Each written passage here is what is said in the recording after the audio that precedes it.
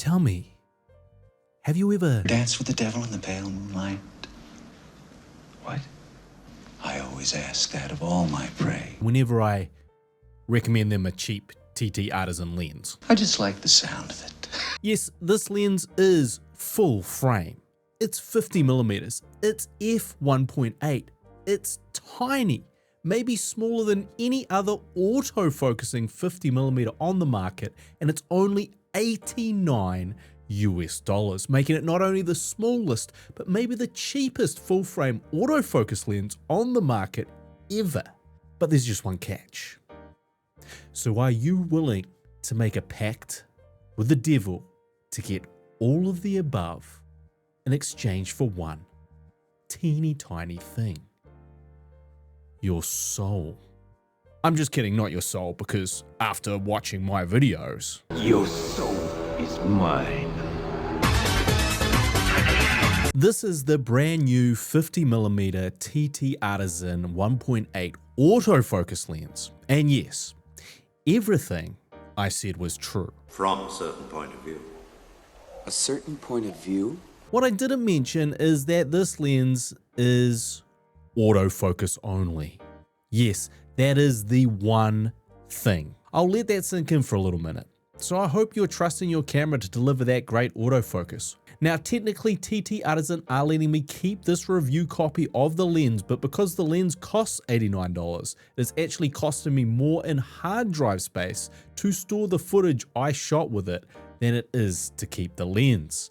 Which brings us nicely to the actual sponsor of this video, the Autofocus iFolder Go. Need to move files across multiple devices, your phone, laptop, camera? Meet the Autofocus iFolder Go, a sleek, Apple-inspired portable SSD with clean aesthetics that fits right in next to your Apple products. I use mine to offload some of my massive raw recordings straight from my iPhone 17 Pro. With USB-C and 5GB transfer speeds, those huge files move in seconds. It's fully compatible with computers too, Windows, Mac, Linux, and Android. Capacities from 128 gigs up to 4 terabytes. My favorite aspect of this SSD is that it's plug and play. Your iPhone immediately recognizes it, as will your computer. So it's perfect for moving media from your phone to your computer or backing up camera footage when you're working remotely. It's the perfect complement to your Apple ecosystem with a super clean aesthetic inspired by the Apple Folder desktop design.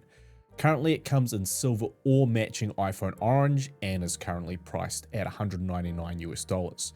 If you're interested, you'll find links in the description. If we're looking at the main drawback of this super affordable lens, it is simply the fact you can't switch to manual focus. And there are just certain times, like in low light or in tough filming conditions or with multiple people, where autofocus is likely, maybe even guaranteed, to fail. I had the pleasure of reviewing the TT Artisan 40mm f2 some time ago, and while it was generally a very compact, very great performer, its autofocus did struggle from time to time, at which time I switched to focusing manually with it.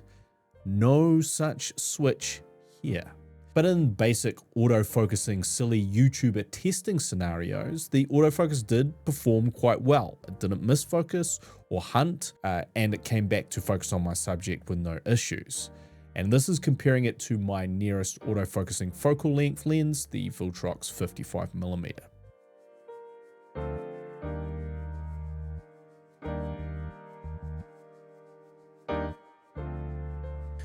But how is the actual lens quality itself? I mean, can a 51.8 at this size, at this price, actually be good? No, of course not. You made a deal with the devil, dummy. He's the devil. So looking at the lens wide open, it's pretty soft and lacks a lot of contrast. When you stop it down, well, it's still pretty soft and lacking in contrast. It definitely looks a little flat regardless of stopping down, and yeah, the bokeh is a little busy. Definitely some busy bokeh background going on. And if you compare it to the also small, compact, and very affordable Viltrox 55, you can notice a significant quality difference. Now, it's true the TT Artisan is smaller and cheaper and costs almost $300 less, but this is where you might be better served to actually pay more to get that bump in quality. But I don't want to rule out the lens just yet. The deal with the devil is still on the cards. The low contrast glow might just be what you're after, and look, this thing is tiny. It's so small I feel like it would make a delightful little travel lens. Maybe you carry a big zoom lens for most things, but you just need a prime with a lower f-stop for a bit of that night photography. This might absolutely do the trick, and I do think it pairs well with the ZR. I may well take this lens on one of my travel trips, purely as a way to keep my camera bag weight down. Now, would you be better off to just take a cheap Canon FD lens at around the same size? Maybe, but then you don't get that autofocus. This is the kind of perfect low stakes filming lens. You need something that's smaller than your regular lenses, you want autofocus, you don't want to spend any money, just pop this in your pocket, you're good to go. Look, let's get down to brass tacks here. This is the very definition of a fuck around lens. Because it's so cheap, it's okay if it's not great. Heading for a wander down to your local cafe or to a nearby garden, take this little fella out on your stroll. So who is this lens for? Well, option 1. Flat broke filmmakers eating 2-minute noodles and sleeping on their friend's couch. They need a prime lens to shoot their TikToks, and they need autofocus to be especially lazy about it. Unfortunately, that now sums up the entire film industry. Travel filmmakers with little skinny buggy whip arms who can barely carry a sling bag, let alone a backpack. Unfortunately, that sums up most travel filmmakers. So I guess maybe this lens is for everyone?